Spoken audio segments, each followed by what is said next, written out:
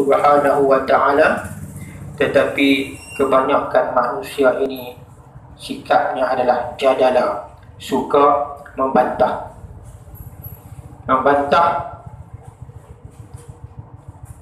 Saya bawa mai satu hadis di mana kata-kata yang tidak disedari oleh Sayyidina Ali juga merupakan sikap jadala, sikap bantah.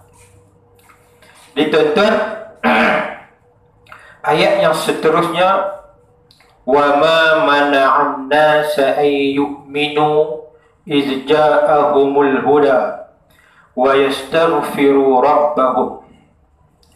Dan tiada suatu yang menegak akan manusia kafir maka bahawa beriman dengan Allah dan Rasulnya.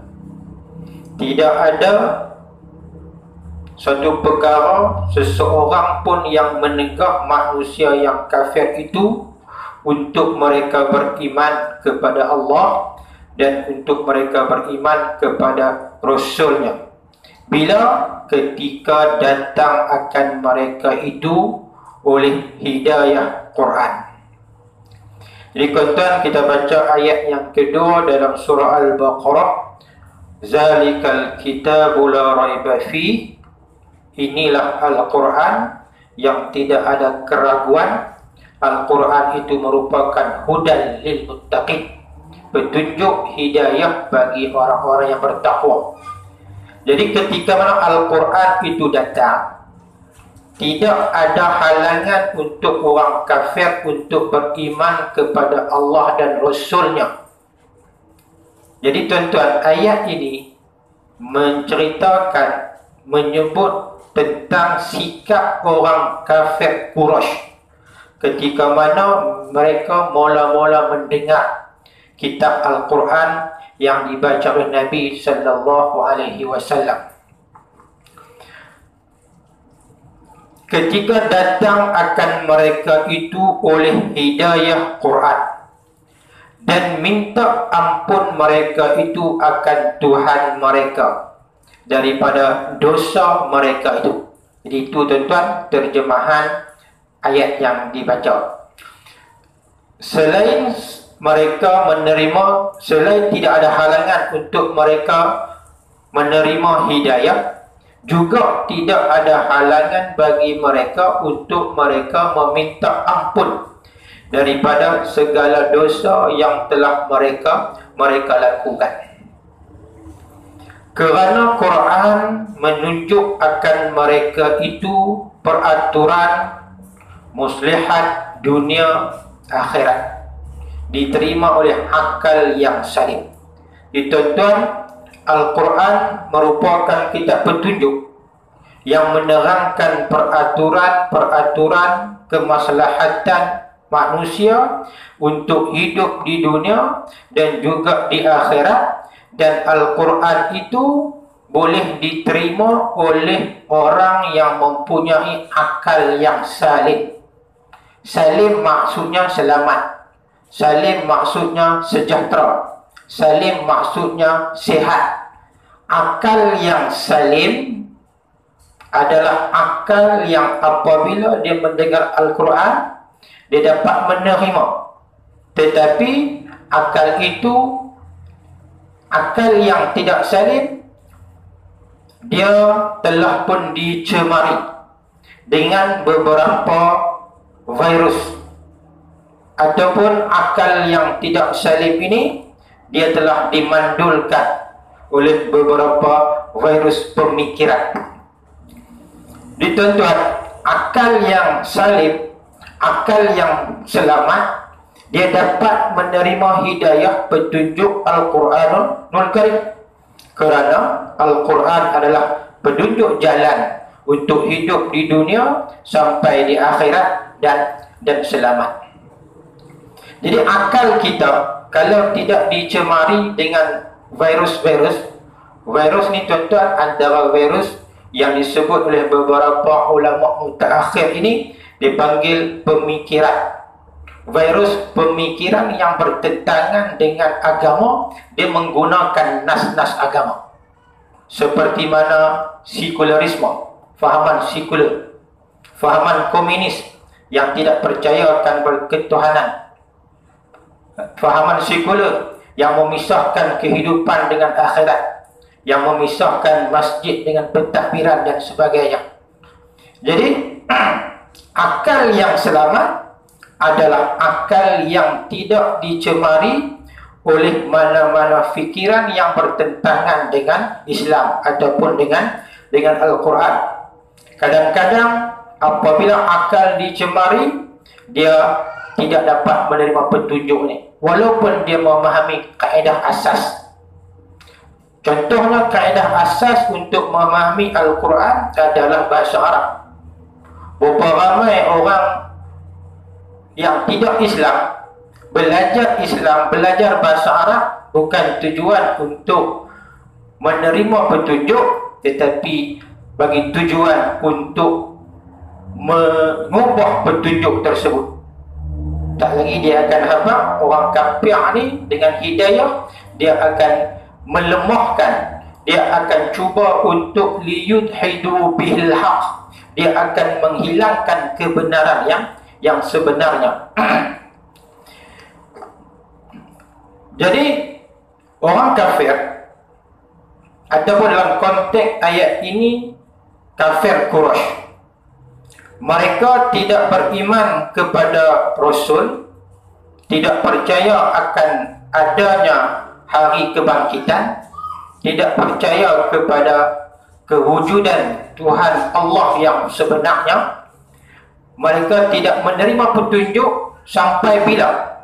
Illa an ta'tiyahum sunnatul awwalin. Jadi golongan yang tak mau menerima Al-Quran ini, mereka akan tolak Al-Quran, mereka akan tolak Islam sampai bila? Al-Quran ayat ni kata illa. Ada sedikit pengecualian sekiranya mereka insaf. Illa an ta'tiyahum sunnatul awwalin, melainkan kerana bahawa datang akan mereka itu oleh jalan segala orang yang terdahulu kala. Jadi apa dia jalan orang terdahulu kala?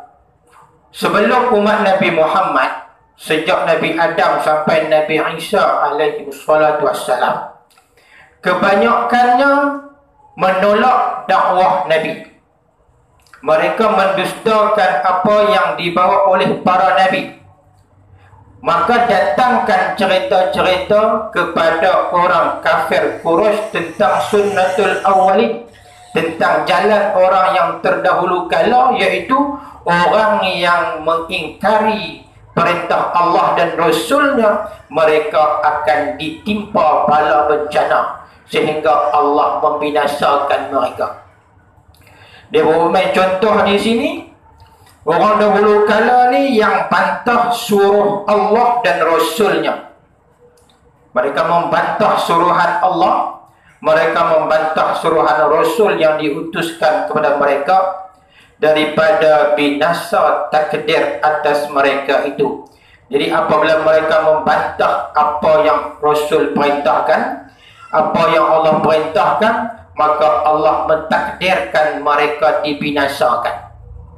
Jadi manusia kena baca sejarah sebelum kita untuk manusia ini berubah. Antaranya seperti kaum Nuh dan Hud dan Saleh dan Syuaib dan Musa, daripada binasa sebab tidak ikut anbiya mereka itu. Jadi umat-umat yang terdahulu, mereka dibinasakan oleh Allah Subhanahu wa ta'ala kerana mereka tidak ikut apa yang diucapkan oleh para anbiya mereka.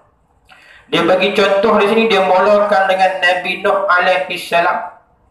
Nabi Nuh alaihi salam, umatnya ditenggelamkan dalam banjir yang besar. Walaqad arsalna Nuhan ila qaumihi, kami utuskan Nabi Nuh kepada kaumnya. Berapa lama dia berdakwah? Falabisa fihim alfasanatin illa khamsina ama, dia duduk dakwah kepada kaumnya selama 1000 tahun melainkan 50. Dan Al-Quran ni diguna apa? 1000 kecuali 50. Dia tak apa 950. Tu bahasa Arab tuan-tuan. Kalau pukul 7.45 dia kata pukul berapa? 8 kecuali suku. Kan? 8 kecuali 15 minit. Tu bahasa Arab. Jadi sama dia illa 15 daqiqah. Jadi bahasa Al-Quran, Nabi Nuh diutuskan kepada kaumnya, dia berdakwah selama 1000 kecuali 50 tahun, tetapi tidak diindahkan oleh kaumnya.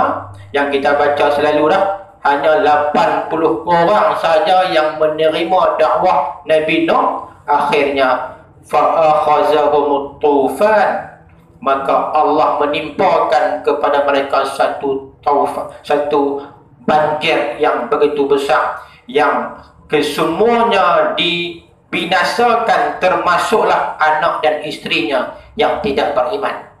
Ketika mana mereka dibinasakan, wahum zalimun, mereka dalam keadaan orang-orang yang zalim kerana tidak mahu menerima dakwah yang dibawa oleh Nabi Nuh alaihi salam. Selepas Nabi Nuh disebut Nabi Hud. Selepas Nabi Hud, Nabi Saleh. Nabi Hud, tuan-tuan, umat Nabi Hud ni adalah umat yang pandai mengukir bukit batu menjadikan bangunan. Bukit dijadikan bandaraya. Ini umat Nabi Hud. Tetapi tak mau beriman kepada Nabi Nuh. Apabila mereka tak mau beriman dan tidak percaya kepada akan adanya hari kebangkitan, hari Al-Qari'ah, apa Allah binasakan mereka dengan apa? Birihin sorsorin atiyah. Allah binasakan kaum Nabi Hud ini dengan rih angin yang bertiup kencang. Berapa lama?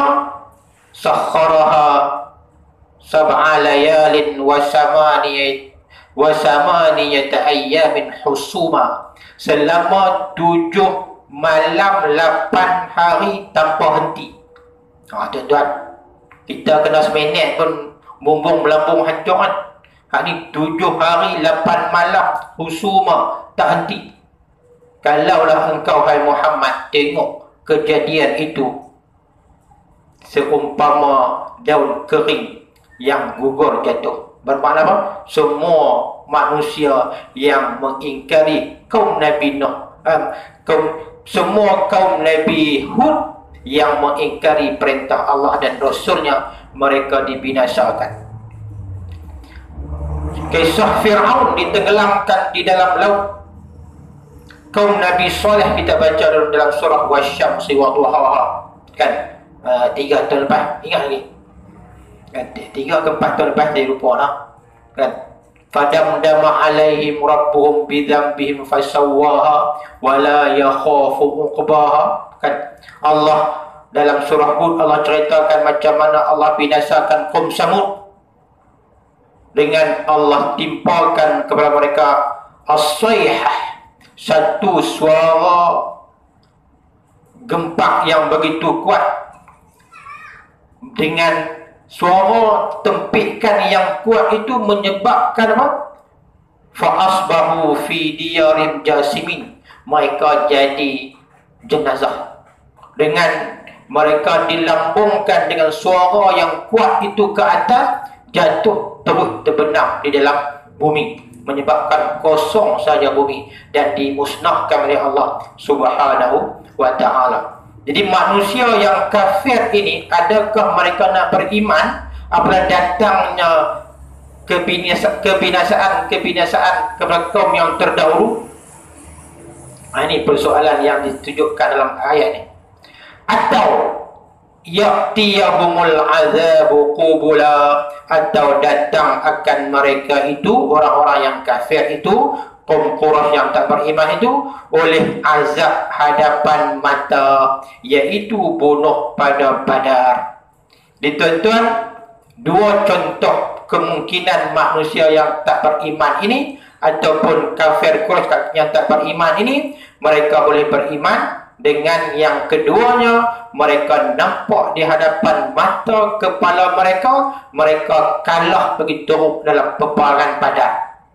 Kan 13 tahun Nabi berdakwah di Makkah, ramai yang tak terima.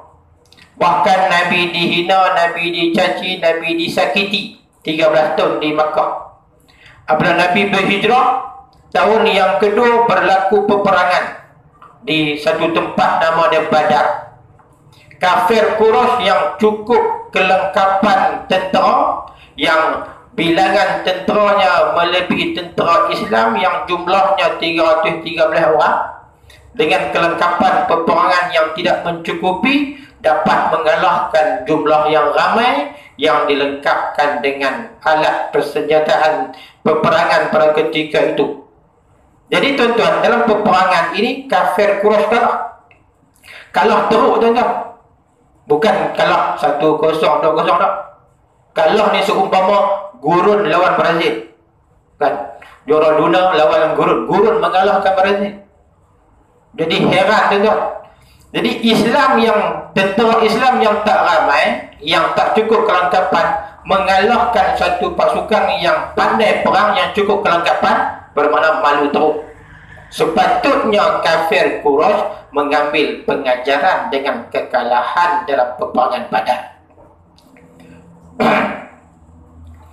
Wa ma nursilul mursalina illa mubashshirina wa munzirin. Tuan-tuan, orang yang tidak beriman kepada Allah ni, ataupun orang kafir Quraisy ini, mereka tidak beriman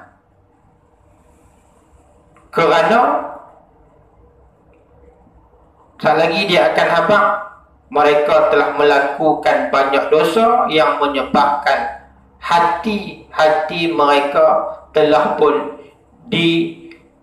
diselimuti oleh dengan dosa-dosa yang banyak, yang menyebabkan mereka tidak dapat menerima Al-Quran yang merupakan petunjuk, walaupun mereka telah ditunjukkan dengan kekalahan dengan dalam peperangan Badar, walaupun mereka ditunjukkan dengan kisah-kisah umat-umat yang terdahulu.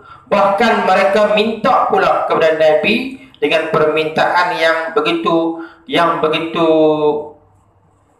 nak menunjukkan bahawa walau macam mana pun mereka tak mau menerima. Fa'asqit alaina kisafan minas sama. Hai Muhammad, hang gugurkan langit kalau dakwaan hang in kunta minas sadiqin. Kalau dakwaan hang tu adalah di kalangan orang-orang yang benar. Minta turun ayat hujan tu digantikan fa'amtir alaina hijaratan minas sama. Turun kepada kami hujan yang berbentuk batu daripada langit, ataupun awitina bi'adzabin alim, atau datanglah kepada kami ini dengan siksaan yang amat pedih.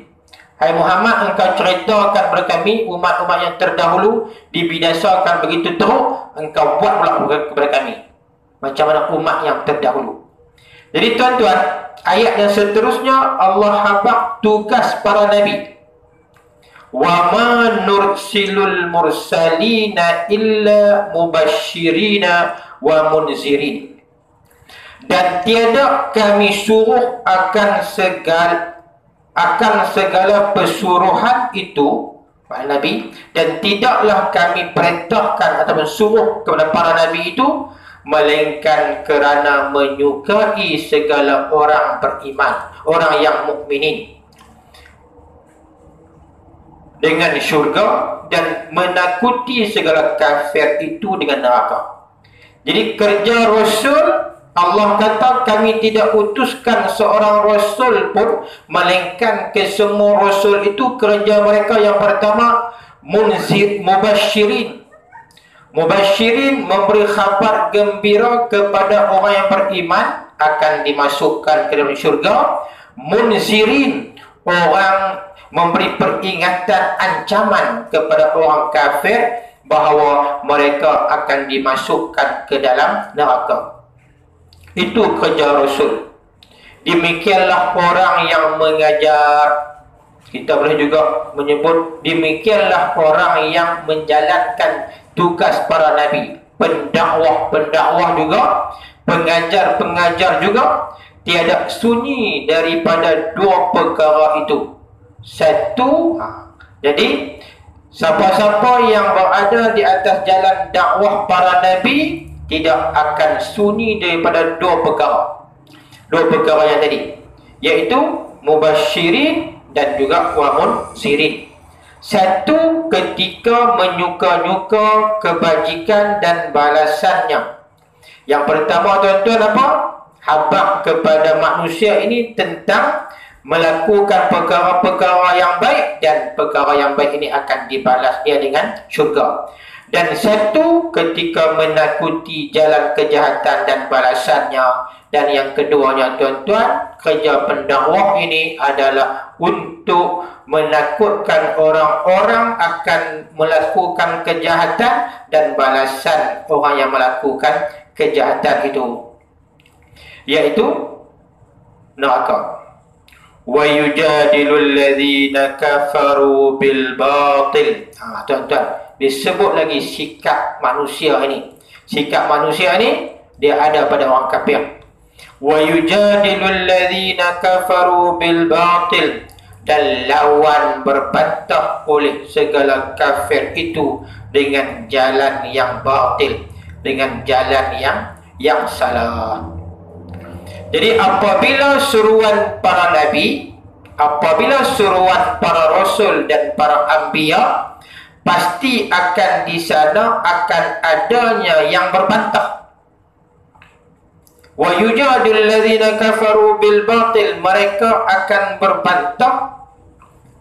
Orang kafir akan berbantah dengan batil, dengan jalan yang batil, jalan yang salah. Yang saya sebut tadi, mereka bangkit membantah seruan pendakwah ataupun nabi ini adalah bagi tujuan untuk melemahkan seruan para nabi, untuk melemahkan seruan para pendakwah. Dengan kata mereka itu adalah Allah Ta'ala bangkit manusia jadi pesuruh, dan tiada kamu nabi. Nabi itu melainkan manusia semacam kami dan seumpamanya. Ini di antara kata-kata yang melemahkan. Apa dia? Kata mereka, sebab apa Allah lantik nabi di kalangan manusia? Kalau Allah lantik nabi di kalangan manusia, bermakna nabi macam kita juga. Ini di antara kata-kata yang melemahkan. Orang-orang yang kurang iman, mereka akan mengikut kata-kata ini. Liyudhidu bihil haq, supaya membatil mereka itu dengannya, membatil ataupun melemahkan mereka itu dengannya akan yang sebenar, yakni kehendak orang kafir-kafir. Dengan berbantah itu akan membatalkan Al-Quran, menyalahkan, melemahkan Al-Quran. Jadi orang yang tidak beriman, mereka akan melemahkan Al-Quran itu dengan kata-katanya. Tuan-tuan, di Amerika ataupun di mana-mana negara barat, termasuk di beberapa buah negara Arab, dia ada satu universiti Amerika. Bahkan bukan kalau di Jordan, bukan universiti Amerika, University of Jordan. Dia ada satu fakulti tentang tafsir Al-Quran. Pensyarahnya adalah Yahudi, tetapi dia mengajar tafsir Al-Quran. Rambut dia panjang, tak pakai tudung, pakai skirt. Kawan saya kata, itu pensyarah bidang tafsir. Tuan-tuan, Jadi mereka ini cuba nak melemahkan Al-Quranul Karim. Salah satu kamus bahasa Arab dia dibuat oleh Yahudi. Kamus bahasa Arab yang menjadi rujukan orang yang belajar bahasa Arab, kamus itu adalah rujukan utama, dibuat oleh orang Yahudi. Salah satu ayat Al-Quran yang mereka menyelewengkan untuk melemahkan, walaupun di sudut kaedah bahasa Arab betul, tetapi Al-Quran kata macam lain, tapi mereka ubah. Antaranya mereka menggunakan ayat innama yakhshallaha min ibadihil ulama. Orang yang takut kepada Allah adalah ulama, orang-orang yang berilmu. Mereka ubah baris menyebabkan maknanya berubah. Innama yakhshallahu min ibadihil ulama. Jadi tuan-tuan, dia kata apa? Allah takut kepada para ulama. Sikit-sikit ubah. Sebab tu tuan-tuan, paling kurang kita kena ada sedikit ilmu bahasa Arab supaya kita tidak tersalah ketika mana kita membaca Al-Quran. Ubah baris makna bertukar, kan? Tuan-tuan baca, sebab baca kadang-kadang ni tak ada baris. Kalau alif, atas alif ada hamzah, kaf, lam, hamzah, kaf, lam. Nak baca macam mana? Hamzah, kaf, lam. Akala, kan? Akala. Akala makna apa? Makan. Kemudian dia kata apa, kita nak kata hasad. Akala hasad. Hasinun. Hasana ke hasan? Kan? Itu kita kata ikan. As-samaku ke as-samaka? Kan? Jadi kita baca akala hasana as-samaku. Itu pertama. Ataupun kita ubah akala hasanu as-samaka. Yang pertama betul ke yang kedua betul? Tak tahu lah. Kalau kita baca akala hasana as-samaku, makna dia apa? Ikan makan hasan.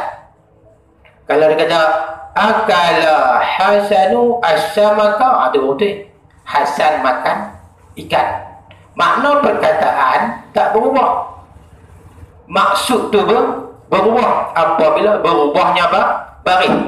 Salah satu daripada kerja orang orientalis nak menyesatkan orang membaca Al-Quran adalah dengan mengubah baris.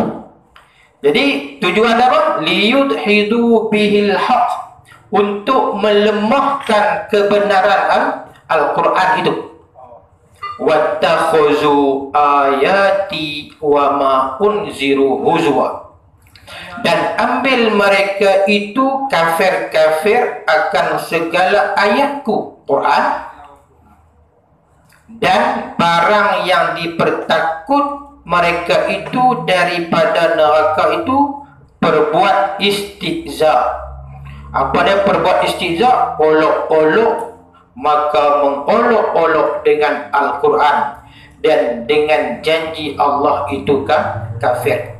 Jadi orang kafir mereka ambil juga ayat-ayat Allah, dan mereka ambil bagi tujuan mengambil ayat-ayat Allah, mengambil peringatan Allah dengan tujuan huzwan ataupun dengan tujuan istihza, mempermainkan, memperolok-olokkan.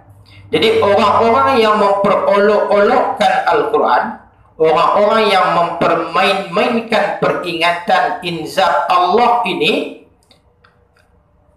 Allah janji kepada mereka juga, Allah juga akan memperolok-olokkan mereka. Jadi orang yang memperolok-olokkan Al-Quran adalah di antara orang yang berpaling dengan Al-Quran, orang yang melupakan Al-Quran. Sekejap lagi dia akan habaq apa balasannya. Jadi orang yang memperolokkan Al-Quran ini adalah waman aslamu mimman zukkira bi ayati rabbi fa'arada anha. Dan tiada seorang terlebih zalim daripada mereka, orang yang memperolokkan Al-Quran itu, yang diperingat dengan segala hukum Tuhannya, maka berpaling ia daripadanya, tiada ikutnya. Jadi orang yang paling zalim adalah orang yang apabila diingatkan kepadanya tentang ayat-ayat Allah, mereka berpaling daripadanya. Itulah orang yang paling zalim. Berpaling dalam arti kata tak mau ikut. Berpaling dalam arti kata membantah. Berpaling dalam arti kata dia tak beriman dan dia juga menghalang orang lain beriman. Jadi orang yang mendengar ayat Al-Quran, dia berpaling, dia adalah orang yang paling zalim. Orang yang beriman macam mana? Apabila dia dengar Al-Quran, hatinya akan tersentak. Itu adalah sikap sifat orang yang beriman. Kalau dalam diri kita dengar Al-Quran, kita berpaling, kita tak percaya, kita meremehkan, kita melemahkan, inilah orang yang zalim. Apa dia lagi orang yang zalim? Selain daripada dia berpaling daripada Al-Quran, wa nasiya ma qaddamat yadah. Dan lupa ia barang yang kerja oleh dua tangannya dahulu daripada kafir dan maksiat. Dia lupa amalan-amalan pekerjaan kekufuran dan kemaksiatan yang dilakukan ketika di dunia ni. Wa nasiya ma qaddamat yadah.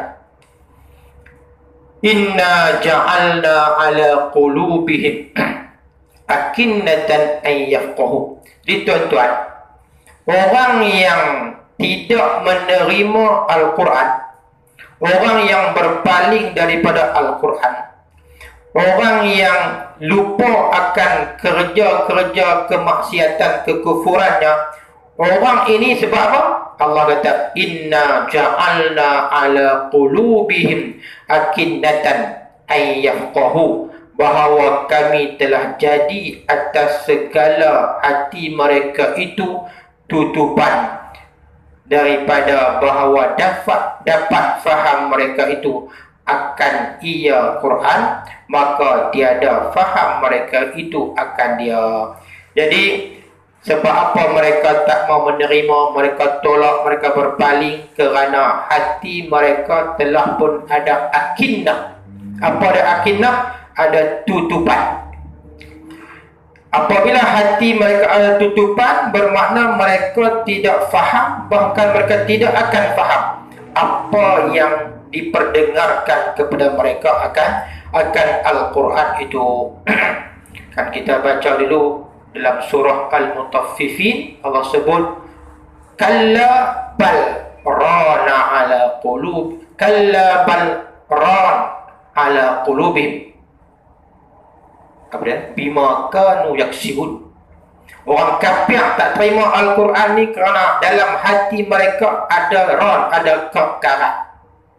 Apabila dosa-dosa perbuatan melawan Allah ini dibuat hari-hari, hati telah diseliputi oleh dosa yang begitu banyak, menyebabkan mereka sukar untuk menerima apa yang disampaikan oleh Al-Quranul Karim. Itu yang pertama, hati telah pun ada akinnah, ada tutupan. Yang keduanya, wa fi adhanihim waqra, dan pada telinga mereka itu berat, maka tiada dengar mereka itu akan Quran. Pada telinga mereka itu ada waqra. Waqra ni makna dia tak dengar. Maksudnya apa? Tuli, pekak. Tuli ke pekak tuan? Tuli dengan pekak mana tahu? Kalau orang kata hang pekak, hang tuli mana marah? Tuli lah. Tuli ke pekak? Saya tak tahu. Tuli. Oh, tuli teruk. Tuli teruk. Pekak dia tak dengar. Tuli dengar tapi tak ambil perhatian. Kan? Tuli ni dia dengar tapi tak tahu kan. Sebab tu orang tua-tua lah kata hang tuli kan. Dia tak tahu pekak. Pekak ni penyakit yang orang tak dengar. Tuli dia tak ambil pengajaran dengan apa yang dia dengar. Jadi ni waqra ni. Waqra ni macam mana sekalipun Al-Quran dibaca, diberi peringatan, dia tetap tidak menerima kerana wa fi adhanihim waqra. Dia adalah seorang yang tuli. Sebab itu orang yang ada dua penyakit dalam diri dia. Yang pertama, hati yang telah penuh dengan dosa-dosa. Yang keduanya, telinga yang ditulikan. Dua penyakit ini, walau macam mana pun, mereka tidak akan menerima hidayah. Wa in tad'uhum ilal huda falan yahtadu idzan abada. Dan jika engkau seru mereka itu kepada jalan hidayah, jalan hidayah ni apa? Agama Islam, maka tiada mengambil hidayah mereka itu ketika itu sekali-kali selama-lama. Tuan-tuan, Al-Quran sebut di akhir ayat abadan. Abadan ni mana apa? Selama-lamanya. Selama-lamanya orang yang ada dua penyakit tadi, mereka tidak akan menerima petunjuk hidayah Al-Quran itu. Kerana apa? Kerana mereka melakukan keterlaluan banyak dosa-dosa, kemaksiatan, melawan. Akhirnya mereka ditetapkan oleh Allah di dalam neraka, berakhir kehidupan mereka dengan kekufuran. Wa rabbukal ghafuru zur rahmah. Dan bermula Tuhan engkau itu Tuhan yang amat mengampuni, lagi yang ampunnya rahmat akan hambanya. Tuan-tuan, walau macam mana pun Allah Subhanahu wa ta'ala ini ada sifatnya Al-Ghafur Zur Rahmah. Al-Ghafur, maha mengampun segala dosa yang dilakukan oleh manusia ini. Dan Allah ni mempunyai Zur Rahmah, mempunyai rahmat, kasih sayang kepada orang yang meminta keampunan. Orang yang minta keampunan, Allah akan ampunkan kerana Allah Zur Rahmah, mempunyai sikap kasih sayang. Sebab itu kita diminta untuk meminta keampunan kepada Allah sebanyak-banyaknya. Walaupun Nabi seorang yang maksum, sehari semalam melebihi 100, melebihi 70, melebihi 100, dia meminta keampunan kepada Allah Subhanahu wa ta'ala. At-taibu minadz-dzamb kaman la dzambalah. Orang yang bertaubat daripada dosanya seolah-olah dia tidak ada dosa, kerana Allah Al-Ghafuru Zur Rahmah, Maha Pengampun yang mempunyai rahmat. Jadi tuan-tuan, insyaAllah kita akan sambung pada kuliah yang akan datang. Wallahu subhanahu wa ta'ala a'lamu bis-shawab. Subhanakallahumma wa bihamdika ashhadu an la ilaha illa anta nastaghfiruka wa natubu ilaik. Bismillahirrahmanirrahim. Wal 'ashr innal insana lafi khusr illa alladhina amanu wa 'amilus shalihat wa tawassaw bil haqqi wa tawassaw bis sabr.